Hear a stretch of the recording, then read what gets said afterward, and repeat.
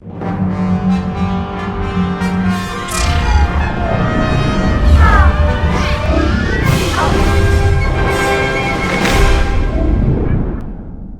To the Anjali Arora talk show. स्वागत है आप सबका the Anjali Arora talk show में। फ्रेंड्स, आज के जो हमारे गेस्ट हैं वो एक आर्मी ऑफिसर रह चुके हैं। जी हाँ, एक्स आर्मी ऑफिसर हैं, लेकिन अभी रिटायरमेंट के बाद वो अपना पैशन फॉलो कर रहे हैं, एक्टिंग का। तो चलिए बुलाते हैं उन्हें और जानते हैं उनकी पैशन जर्नी।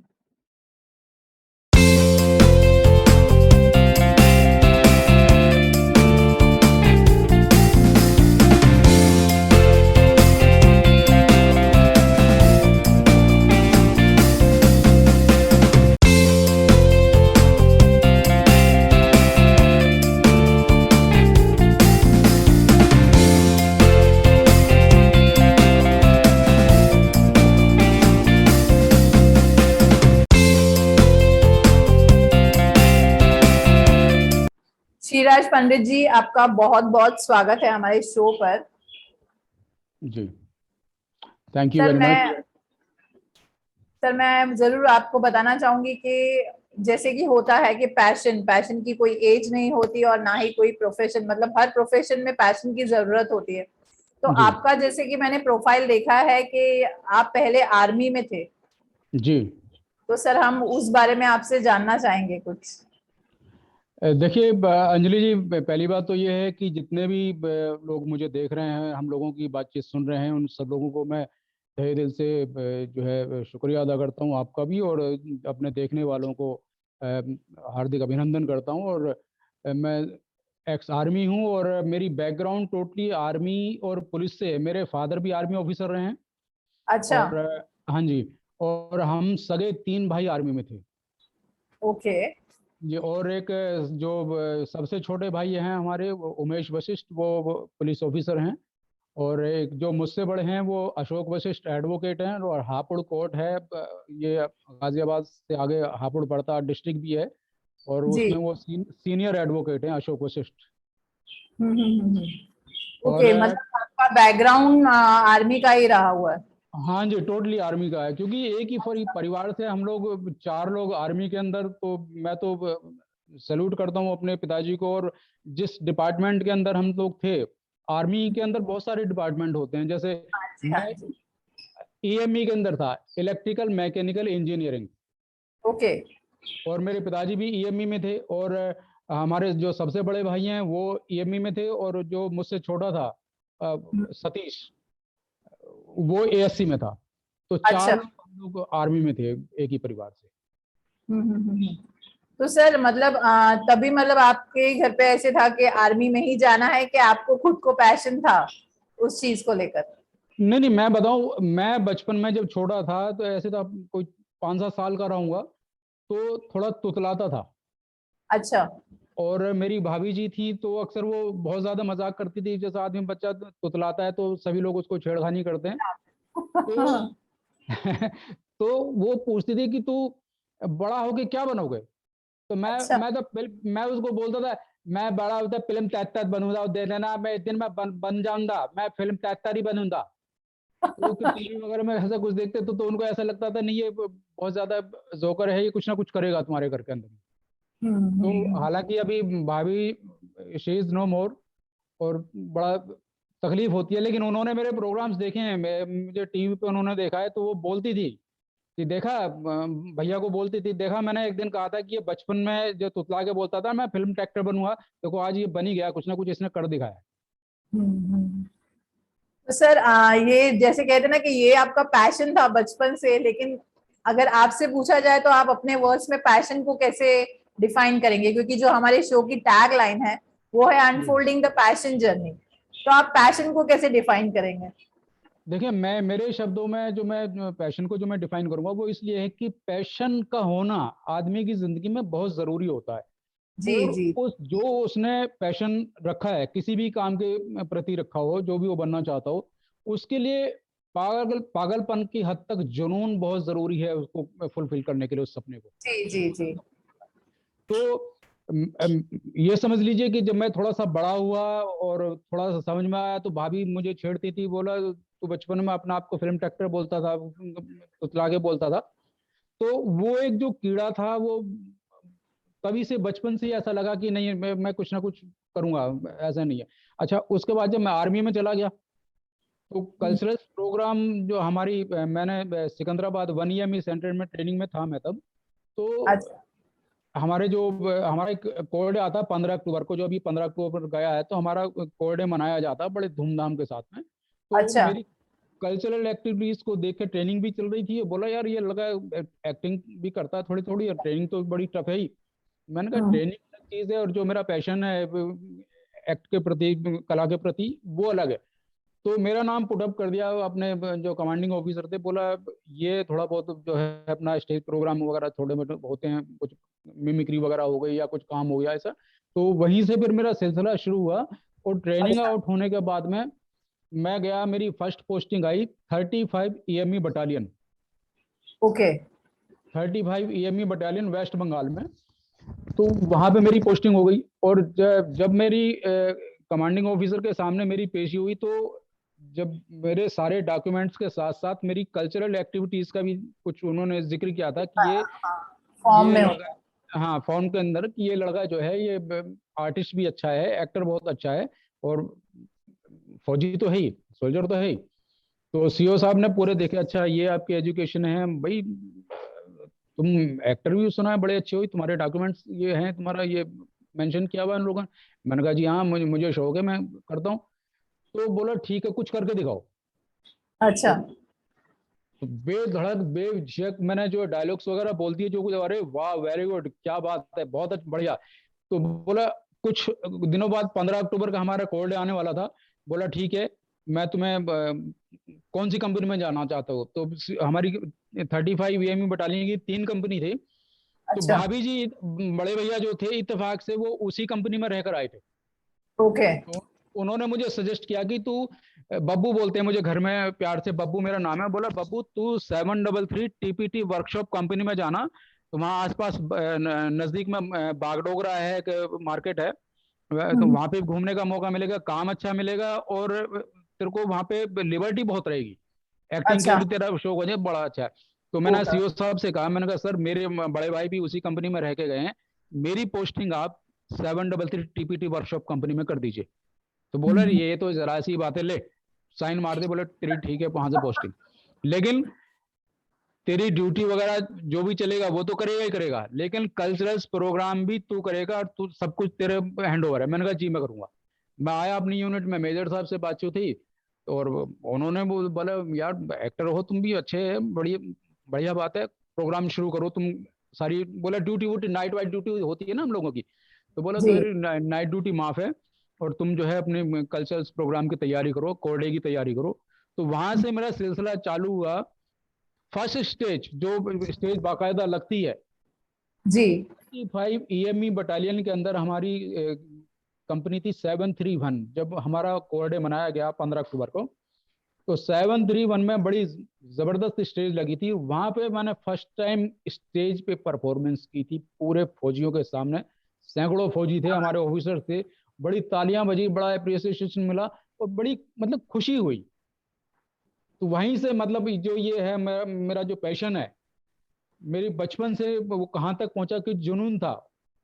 और आर्मी ने मुझे इस काबिल बनाया कि मैं आज फिल्म एक्टर के तौर पे मुंबई में काम कर रहा हूँ, बहुत सारी फिल्में की हैं, और मैं अपना आपको सौभाग्यशाली मानता हूँ कि मेरी ईएमई कोर ने, ईएमई कोर की वजह से मैं आज अंजलि अरोड़ा जी के सामने बैठा हुआ अपना इंटरव्यू दे रहा हूँ। ये सारा मैं अपने सैल्यूट ईएमई सर कोर हम को भी देता हम भी जरूर सैल्यूट करेंगे। मतलब होता है ना कि एक जहां हम वर्क करते हैं, वर्क एनवायरनमेंट बहुत मैटर रखता है, कि लाइक कि हमें दबा दिया जाता है कि उड़ने दिया जाता है। लाइक कहते हैं ना, जैसे कि आपने कहा कि आपको आपके पैशन, आपके अंदर पैशन तो था एक्टिंग का, मगर उसको जी बढ़ाने के लिए, जैसे कहते हैं कि एक्टिंग की एक प्रैक्टिस हो गई जिस तरह से हम्म, आपकी प्रोफेशन के साथ साथ। जी जी। तो सर ये बॉम्बे में आकर कैसे सिलसिला शुरू हुआ? बॉम्बे में ऐसा हुआ कि मैं आर्मी में जब था तो छुट्टी आया हुआ था मैं दिल्ली में। और जी। चांदनी चौक से फिर एक बस जाती थी 502 नंबर की, मेहरौली।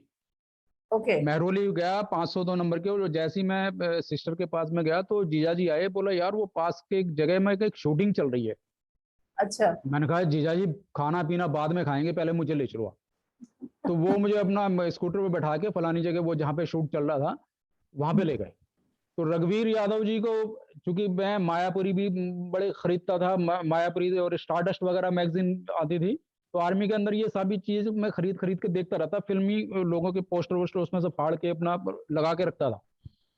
तो वहां मैंने रघुवीर यादव जी को पहचान लिया, और उसके बाद उनकी फिल्म भी आई थी कि मैसी साहब, जब वो एनएसडी में थे। ओके। मैसी साहब मैंने टीवी पे देखी थी उस समय। तो उनको, रघुवीर जी को पहचान लिया मैंने, और उसके बाद में मैंने कहा यार रघुवीर जी हैं ये, इसको तो मैंने देखा है। जब उनका शूट वूट खत्म हुआ, थोड़ा वो बैठे हुए रेस्ट वेस्ट हुआ, चाय पानी उनकी हुई, तो मैं हिम्मत करके डायरेक्टर के पास में चला गया और नमस्ते किया। कहो। मैंने कहा जी मैं आर्मी मैन हूँ और मैं छुट्टी पे हूँ और मैं आपके साथ में काम करना चाहता हूँ। तो डायरेक्टर थे उसके पुरेंद्र शर्मा, और सीरियल था वो एक दिल हजार अफसाने, अच्छा। DD1 पे आता था वो। तो बोला इनको पहचानते हो? मैंने कहा हाँ जी, रघुवीर यादव इनका नाम है, और इनकी मैंने मैसी साहब फिल्म देखी है। तो रघु जी बड़े खुश हुए, बोला फौजी आदमी हो? मैंने कहा जी टीवी पे देखी, और मैं आपके इंटरव्यूज वगैरह जो मायापुरी में आते हैं, स्टारडस्ट में आते हैं, मैं देखता रहता हूँ, बाकी तो मैं और किसी को नहीं जानता। मैंने कहा मैं आपके साथ में रोल करना चाहता हूँ, मुझे कुछ काम है तो दीजिए। तो बोला फौजी आदमी क्या रोल करेगा, कुछ बोल के दिखा। चल ठीक है, बोल के दिखा, काम दे दूंगा तेरे को, अभी दे दूंगा काम। तो मैंने वहां पे भी बोल के दिखा दिया। तो रघु जी अच्छा। बोले बोले यार देख काम करके दिखाया तुमने, जो डायलॉग बोले उसे फटाफट बोल दिए उसने, अब उसको दो काम। बोला बेटा ऐसा है, एक कुली का रोल है, अच्छा। बस अड्डे पे बस आई है, और इनका सामान ऊपर से फेंकते हो, और इनके पास में, रघु जी के पास में इनकी पुश्तैनी वो है सुराही, और अच्छा। छीना झपटी में जब तुम इनका सामान अपने सिर पे रखते हो, बोले इनकी सुराही भी मुझे दे दो, सब मैं ले जाऊंगा। और वो छीना झपटी में इनकी पुश्तैनी सुराही टूट जाती, जाती है। और ये छतरी लेके तुम्हें मारने के लिए दौड़ रहे। बोला मेरे दादा परदादा की दी हुई है, और मैं उनका वंशज जो मैंने आज तक नहीं टूटने दी, और तूने जो छीना झपटी में तोड़ दी। तो मेरे पीछे छतरी लेके भागते हैं, वो सीन कट आउट हो जाता है वहां पे। अच्छा। वहां से सिलसिला शुरू हुआ, मेरे करीब 10 साल आर्मी में सर्विस की। क्योंकि मैंने जैसे जिक्र किया कि मेरा छोटा भाई सतीश भी ASC में था, और उसकी मतलब ऑल ऑफ सडन में उसकी डेथ हो गई थी, और डेड बॉडी उसकी ना तो आर्मी को मिली और ना ही हमें मिली। ओके। लेह लद्दाख में वो गया था, पठानकोट में उसकी यूनिट थी, पठानकोट से लद्दाख गया था, लद्दाख से ही उसकी गाड़ी पता नहीं गई क्या हो गया, ऊपर से गिर गई, और डेड बॉडी भी उसकी नहीं मिली बेचारी। अच्छा। तो हाँ, तो उसके बाद में फिर सर्कमस्टेंसेस ऐसे आए कि तो फिर मैंने कंपेशनेट ग्राउंड पे आर्मी से डिस्चार्ज ले लिया, और डिस्चार्ज लेने के बाद में फिर मैं मुंबई चला गया। तो मेरी जिंदगी में फर्स्ट टाइम जो मैंने कैमरा फेस किया और फर्स्ट टाइम जो मैंने देखा, मेरे लिए तो रघुवीर यादव जी, अमिताभ बच्चन थे, क्योंकि उनको मैं पहचानता था। तो मैंने अपनी जिंदगी में फर्स्ट टाइम कैमरा ही रघुवीर यादव जी के साथ में किया। साथ में किया। हाँ जी। सर, और फिर जब जैसे कहते हैं ना कि एक पैशन होना, उसके लिए स्ट्रगल करना इजी नहीं होता। जब अब मुंबई में आपने एक्चुअली में ऑडिशंस दिए होंगे, स्ट्रगल की होगी, तो वो आपको कहाँ क्या चैलेंजेस फेस करने पड़े? बहुत बहुत ज्यादा। अंजलि जी आप तो खुद भी इतनी मंझी हुई एक्ट्रेस हैं और बहुत मंझी हुई एंकर हैं। मैं बताऊं, मीलों पैदल चला हूं, 4x6 के 3-4 तरह के अपना वो डिफरेंट टाइप ऑफ पोजेस बना के 4x6 के फोटोग्राफ्स बांटने के लिए घूमते रहते, और ऑडिशंस होते, not fit not fit not fit. बहुत झेला ओके। है, बहुत झेला है। आसानी रिजेक्शंस। से रिजेक्शन इतने झेले हैं कि मतलब आदमी, अरे तुम भैया तुम्हारे दरवाजे पे आए हैं, ऑडिशन ले लो, तुम वहीं से कैसे note fit note fit note fit कैसे कर देते हो? कम से कम एक बार आदमी का ऑडिशन लो, तब वहीं से रिजेक्ट कैसे कर देते हो? बहुत झेला है, बहुत पैदल चला हूं, और बहुत लोगों को बताया भी। मैं एक्स आर्मी हूं, तो किसी की सेहत पे कोई फर्क नहीं पड़ता होगा, ठीक है एक्स आर्मी है यार, क्या फौजी आदमी क्या डायलॉग वायलॉग बोलेगा। हाँ। लेकिन एक हैं डायरेक्टर इसरार अहमद करके, जिन्होंने अच्छा। आग और तेजाब फिल्म बनाई थी, और जी। लतीफ फिल्म बनाई थी नवाजुद्दीन सिद्दीकी को लेके। अच्छा। तो उनके पास में आता जाता रहता था। तो मैं उस वक्त महाड़ा 4 बंगले में लोखंडवाला के पास में वहां रहता था, और मेरा फोटो लिए वो पूरे माड़ा के अंदर 2 घंटे तक ढूंढते रहे, और इत्तेफाक से ऐसा हुआ कि मैं 7-8 दिन उनसे मिला भी नहीं चाहता। अच्छा। ढूंढते ढूंढते अंत में मैं उनको मिल गया। तो बोले यार तुम आए भी नहीं हो, और वैसे तुम एक्टर बनने के लिए आए हो फौजी भाई, और मैं तुम्हें 2 घंटे से तलाश रहा हूँ, पूरे महाड़ा में मैंने चक्कर लगा दिए हैं टेलीफोन एक्सचेंज के, और तुम 1 हफ्ते से गायब हो।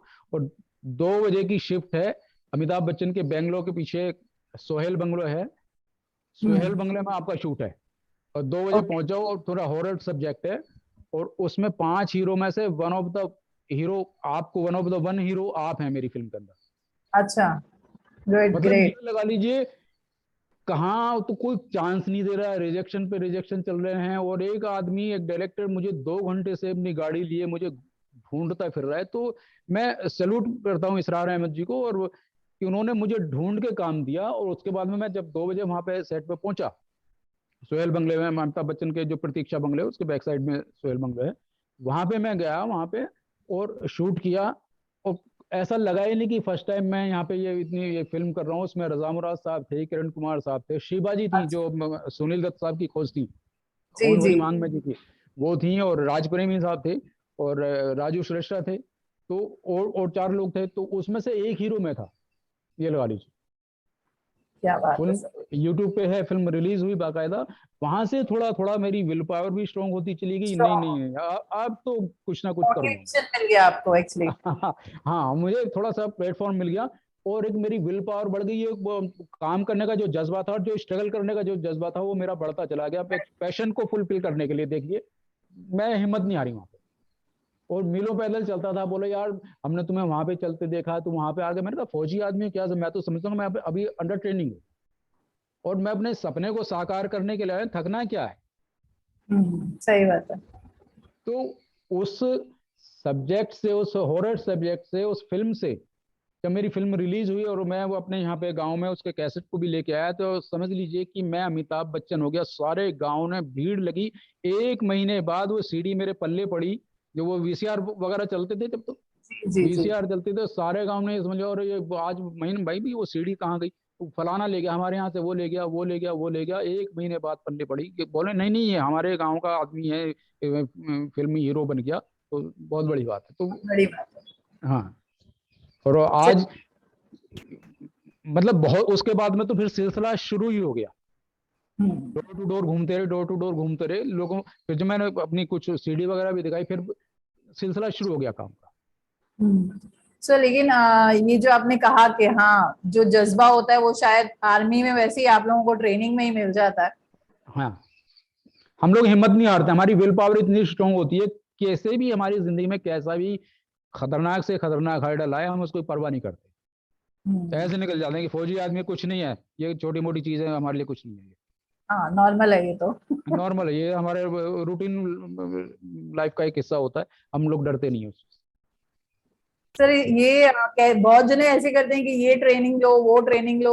तो आपकी प्रैक्टिस आप किस तरह से प्रैक्टिस करते थे एक्टिंग के लिए? बहुत जने ऐसे हाँ, करते रहते हैं कि ट्रेनिंग लेनी पड़ती है, सीखना पड़ता है, वॉइसिंग हो गया, काफी चीजें होती है।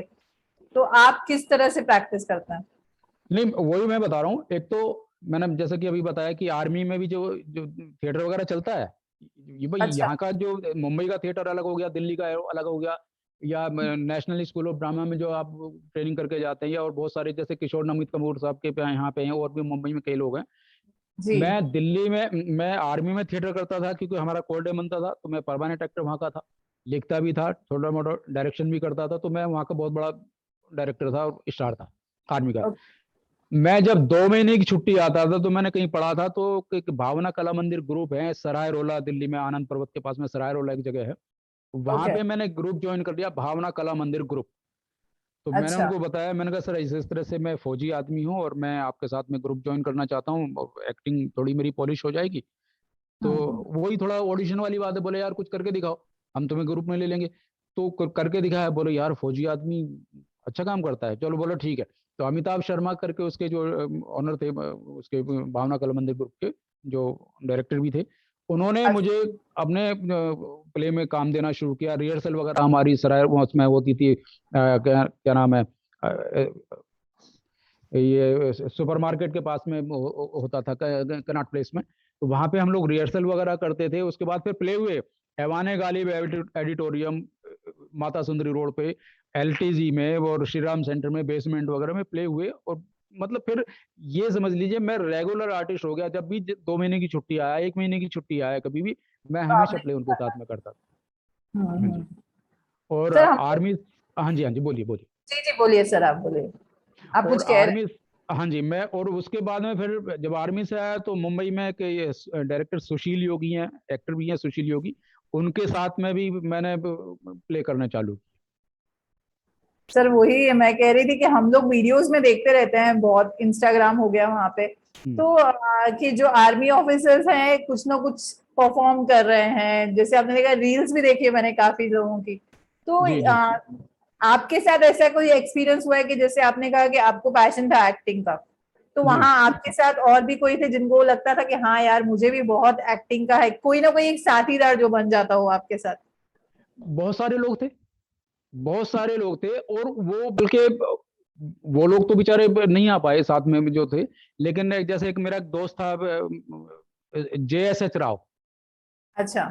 सरदार दिलावर सिंह, हम्म। और एक PV रमन्ना थे। तो वो बोला करते थे, मैं जब मैं स्टेज किया करता था वहां पे, तो बोले, वो बोलते थे फिर, अरे तो बहुत अच्छा है रे, बहुत अच्छा एक्टिंग करता है तू, इधर आर्मी के बाद में है, तू बॉम्बे जा, उधर तू फिल्म एक्टर बन के ना अपना EME कोर का नाम रोशन कर, तू और आर्मी का नाम रोशन कर रहे है, तो इधर नहीं गई तो बॉम्बे जा तू आर्मी के बाद में।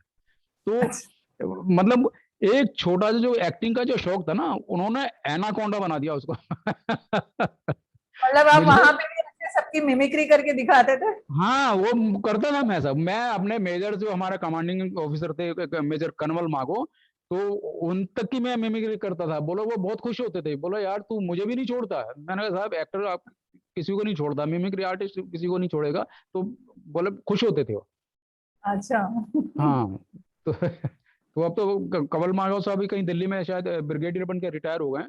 तो बहुत खुश होते थे। तो इन लोगों ने मतलब ये लगा लीजिए, एक बार मुझे आर्मी से ही मैं एक बार संडे का दिन था, तो मैं मैस से अपना खाना वाना ले कुछ नाश्ता वाश्ता लेके आया, और खिड़की के पार थोड़ा हमारे वो रिवर सी बहती थी, मैं उसकी तरफ देख रहा था। और आम वाम के पेड़ थे, खरगोश वगैरह पाले हुए थे, उनको वो देख रहा था। अच्छा। सामने से जब एक रोड क्रॉस करके जो लड़का गया, कोई फौजी था अपना साथी, वो भी मैस में जा रहा था, तो मैं उसके हाथ में मैंने मैगजीन देखी। मैंने कहा भाई तू इधर आई, तू ये क्या है? बोला सर ये मैं, आप चाय ले लीजिए, चाय पी रहा हूँ थोड़ा सा। नहीं सर। आप कीजिए सर। थैंक यू, चाय का बहुत शौक है मेरे को। तो बोला सर ये तो मैगजीन वैसे तो है। मैंने मैं, सुना, सॉरी टू डिस्टर्ब, हाँ मैंने जी। वैसे तो सुना है कि जो आर्मी वाले हैं वो ड्रिंक्स ज्यादा लेते हैं। दरअसल में ये मजबूरी होती है, क्योंकि हाई एल्टीट्यूड में भी रहना पड़ता है, बर्फ में जी रहना पड़ता है, तो शरीर को गर्म करने के लिए, थोड़ी सी पोटेंशियल लाने के लिए वो सब करना पड़ता है, वो हिस्सा है आदमी के। लेकिन ऐसा ये जरूरी भी नहीं है कि करना ही पड़े। लेकिन क्योंकि आदमी को बिल्कुल स्टैंड अप 24 घंटे रहना पड़ता है, रेडी रहना पड़ता है, तो वो बॉडी को थोड़ा सा वार्म अप करने के लिए, बॉडी में थोड़ा सा एकदम से वो पोटेंशियल लोग लाने के लिए, इतनी, हाँ, हाँ, तो इतनी वो ठंडी जरूरी है। गर्मी उनको हर एटमॉस्फेयर में रहना पड़ता है। ट्रू आप सर। टीवी पे देखते हैं 0 डिग्री पे बेचारे रहते हैं, -डिग्री में रहते हैं पूरा, जी सर, तो वो उनकी वजह उसके लिए से बहुत तो जरूरी है। प्रोटेक्टेड है। हाँ, नहीं नहीं, और रहेंगे। हमारे देश में मैं बताऊं, ये 62 का हिंदुस्तान नहीं है, ये 21 का हिंदुस्तान है। आज हम जी कैपेबल है, हम चाहे चाइना और ये पाकिस्तान की तो कोई गिनती नहीं है।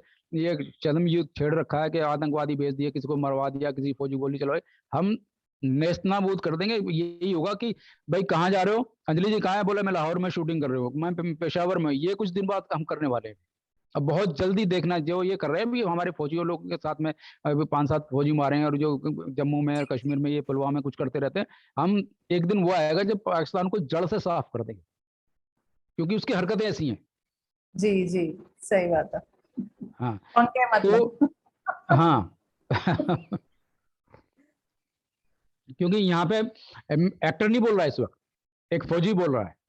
जी वहां जो भाई हमारे शहीद होते हैं, वो जिन लोगों को, वो निर्दोष लोगों के ऊपर गोलियां छिपके चलाते हैं, हम साफ कर देंगे, देखना। हम अपने देशवासियों की तरफ आंच नहीं आने देंगे, चाहे वो चाइना हो या पाकिस्तान हो, ये तो गिनती में ही नहीं आए। True sir. और मेरी और मेरी टीम की तरफ से सैल्यूट है उन सब आर्मी ऑफिसर्स को जो हमें प्रोटेक्शन देते हैं। बिल्कुल बिल्कुल सैल्यूट है हमारा और हमारे देशवासियों का, जो हमारी विल पावर को बढ़ा कर रखते हैं और पूरी सेना के साथ में वो खड़े रहते हैं रात दिन। तो हम, क्योंकि हम लोग भी तो अपनी बहन बेटियां, बच्चे, बीवी बच्चे छोड़ के ही जाते हैं ना। एक्चुअली जी। हाँ। तो सर मैं जरूर आपसे पूछूंगी कि आप हमारी ऑडियंस को जैसे जो एक पैशन है, पैशन को लेके क्या इंस्पिरेशनल बात कहना चाहेंगे सर, कि हमें किस तरह से, बहुत बार होता है जैसे कि आप भी कहते हैं कि आपने इतनी रिजेक्शंस फेस की, तो बहुत सारी रिजेक्शन, आजकल तो इतना कंपटीशन हो गया है, जितनी अपॉर्चुनिटीज हैं उतने लोग हैं, एक्चुअली में उससे ज्यादा ही लोग हैं, लोग तो ज्यादा किस हैं। तरह से रिजेक्शंस को हैंडल करना चाहिए? देखिए, किसी भी कंपटीशन में आप बैठते हैं तो उसकी पूरी तैयारी करके ही बैठते हैं ना, कि आपको जी जाना है कि साहब मुझे चाहे रेलवे में जाना है या पुलिस में जाना है या आर्मी में जाना है या फोर्स में जाना है या बैंक की सर्विस करनी है, तो उसके लिए पढ़ाई बहुत ज़रूरी होती है ना, राइट। तभी आप कंपटीशन में जाते हैं। इसलिए ये एक्टिंग फील्ड में अगर कोई आना चाहता है तो ये इजी नहीं है, एक्टिंग इतनी इजी नहीं है। और कोई माई बाप नहीं है कि आपको करोड़ों रुपए में, आजकल सीरियल भी बनते हैं, करोड़ों रुपए की फिल्में बनती हैं, कोई हमारा राइट। माई बाप नहीं है, कोई रिश्तेदार नहीं है कि जो हमें काम देगा और इतना बड़ा एक सामने। रिस्क मोल लेगा कि तुम्हें कोई काम देगा। जी जी उसके जी। लिए मैं ये कहूंगा कि जो भी इस लाइन में आना चाहते हैं, एक तो अपनी एजुकेशन कंप्लीट करें फर्स्ट। हम्म। दूसरी हम्म। बात, अपनी लैंग्वेज पे ध्यान दें और अपने पहले गिरेबान में ये झांक लें कि जिस फील्ड में आप जाना चाहते हैं, क्या आप उसके लिए कैपेबल हैं, आपने उसकी तैयारियां की हैं, क्या वो फुलफिल आपने किया है उस चीज़ के लिए। आपकी साउंड अच्छी है, आपकी लैंग्वेज अच्छी है, आपके तलफ़ुज़ अच्छे हैं। इसके साथ साथ ये नहीं है कि डोले शोले बन गए तो साहब लंबाई हो गई और रंग गोरा चिट्टा हो गया, आपने बॉडी बना दी। नवाजुद्दीन सिद्दीकी ने सबको धो डाला है, कुछ बॉडी वॉडी नहीं है, आपने देखा होगा। राइट। कोई बॉडी वॉडी नहीं है लेकिन सामने वाले को वो पानी पिला देता है, चाहे वो कोई भी उसके सामने स्टार खड़ा हो। जी लेकिन जी। नवाजुद्दीन सिद्दीकी अगर आज बनाए तो पूरी तैयारी के साथ आया है। वो नेशनल स्कूल ऑफ ड्रामे का भी वहां से कोर्स आउट करके वो आया है, ट्रेनिंग आउट होकर आया है, और बीएनए लखनऊ से बीएनए भी वो पास आउट होकर आया है। जी जी जी। सपने देख कर नहीं आए कि उसकी कोई बॉडी पे ना जाए, उसकी हाइट पर्सनैलिटी पे ना जाए, लेकिन उसकी एजुकेशन पे जाए। वैसे भी क्वालिफाइड आदमी है और दो दो जगह से एक्टिंग का कोर्स करके आया, उसके बावजूद भी उसने झेला बहुत है, रिजेक्शन बहुत झेले बेचारे ने। राइट। तो इसके साथ साथ सबसे जरूरी है अपने माँ बाप का आशीर्वाद। ट्रू। आशीर्वाद माँ बाप का कभी भी जाया नहीं जाता है, बिल्कुल जाया नहीं जाता है अंजलि जी। माँ बाप का आशीर्वाद बहुत जरूरी है। आपने माँ बाप की आत्मा दुखाई है, माँ बाप को बगैर बताए चले गए, बगैर माँ बाप की परमिशन से चले गए, तो वो सही। You can't be success. ये है। बहुत अच्छी बात कही सर आपने कि हाँ, माँ बाप का आशीर्वाद हो तो बस कुछ भी पॉसिबल है, क्योंकि हाँ, कहते हैं ना कि जहाँ पे दवा नहीं काम करती वहां दुआ करती है, तो वो इसी का इसीलिए कहा गया है शायद। बिल्कुल बिल्कुल। सर मुझे हमेशा से मेरे मुझे अपने शो पर रहा है कि मैं अलग अलग फील्ड से पैशनेट पीपल को बुलाऊं, और आप जो हैं आप ऑलरेडी आर्मी से भी हैं और एक्टिंग भी करते हैं, तो सर मैं जी कहूँगी जी। बहुत बहुत थैंक यू जो आप हमारे शो पर आए, और मैं आपसे पूछूंगी कि आपको कैसे लगा हमारे शो पर आकर। देखिए, जो ये प्लेटफॉर्म हैं, ये जो आर्टिस्टों को आप यहाँ पे बुलाती हैं, जितने भी आर्टिस्ट आपके साथ मैंने देखे हैं बहुत सारे लोगों, आप में मैं इंटरव्यूज देखता रहता हूँ, क्योंकि मैं मुझे पैशन है, तो मैं इंटरव्यूज वगैरह सिर्फ आपके भी नहीं है और दूसरे लोगों को भी देखता रहता हूँ।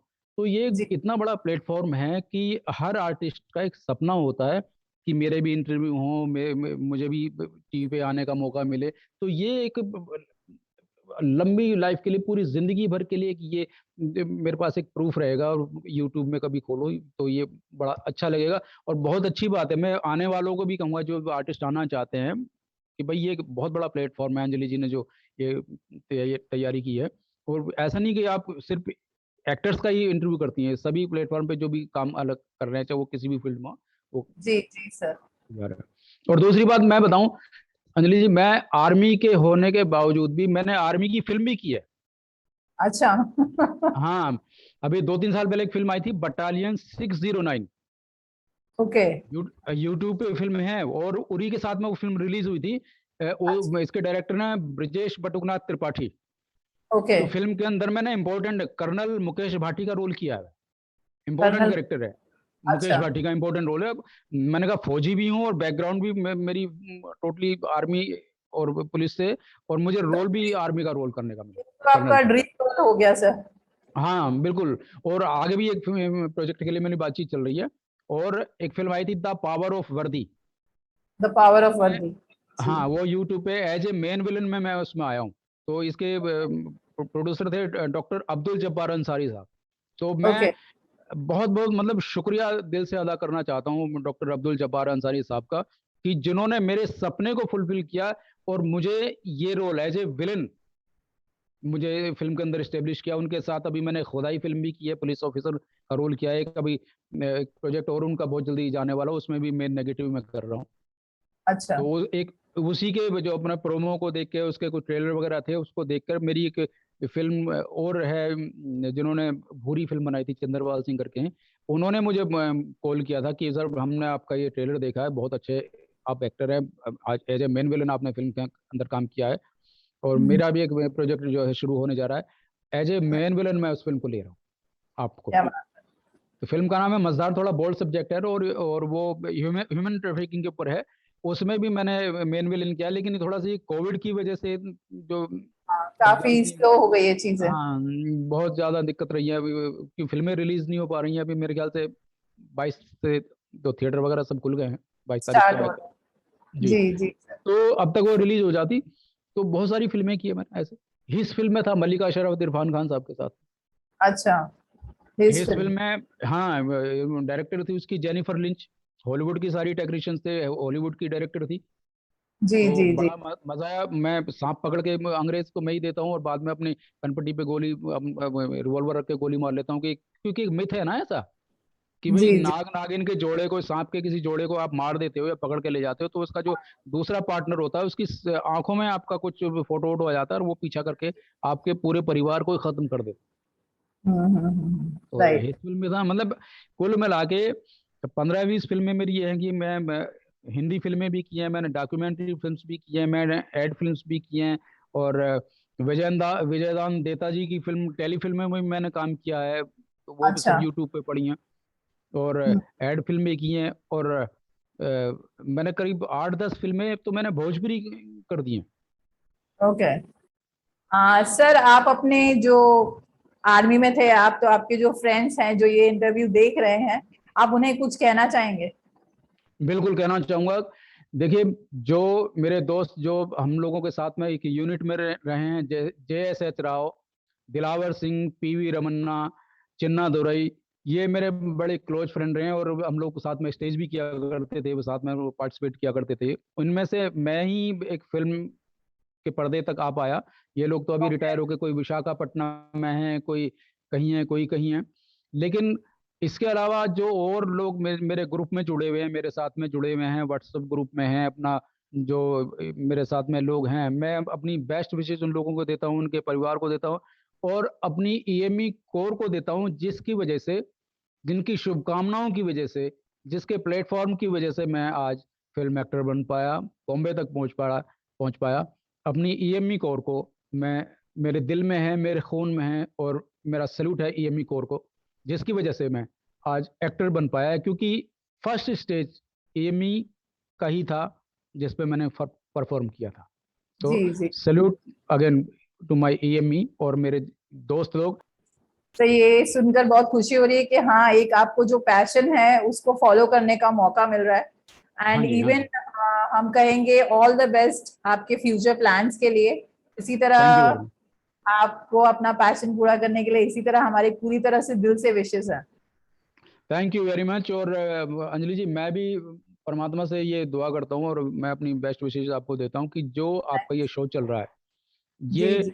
जो जिस तरह से, और जो आजकल जो चैनल चल रहे हैं, चाहे वो आज तक है, ABPP है, या 24 चैनल है, उसी रेंज में आपका भी चैनल इतना इस्टेब्लिश हो जाए और इतना नाम हो जाए आपका thank you as sir. An actress भी, और आपके चैनल को भी मैं बहुत बहुत दुआएं देता हूँ परमात्मा से, हार्दिक अभिनंदन करता हूँ, हार्दिक स्वागत करता हूँ आपका, और दुआएं करता हूँ परमात्मा से कि आप छा जाए हमारे।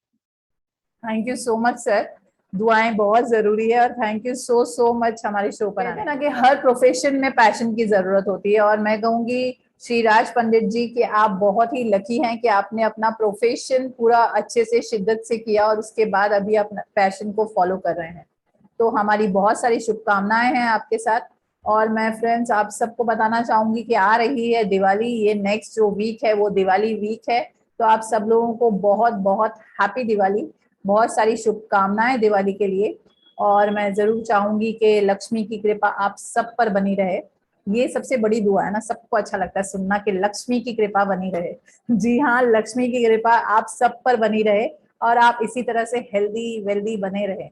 तो चलिए जाती हूँ मैं, फिर मिलेंगे हम अगले हफ्ते जो है आफ्टर दिवाली। इसलिए आप सबको हैप्पी दिवाली अभी से। और मिलेंगे हम यहीं पर, कहाँ मिलना है ये तो आप जानते ही हैं, वीडियो शॉर्ट्स एंटरटेनमेंट के पेज पर, जहाँ होती है बातें उनकी जिनकी क्या बात है। एंड हाँ, प्लीज हमारे चैनल को सब्सक्राइब कर लीजिए, हमारे पेज को फॉलो कर लीजिए।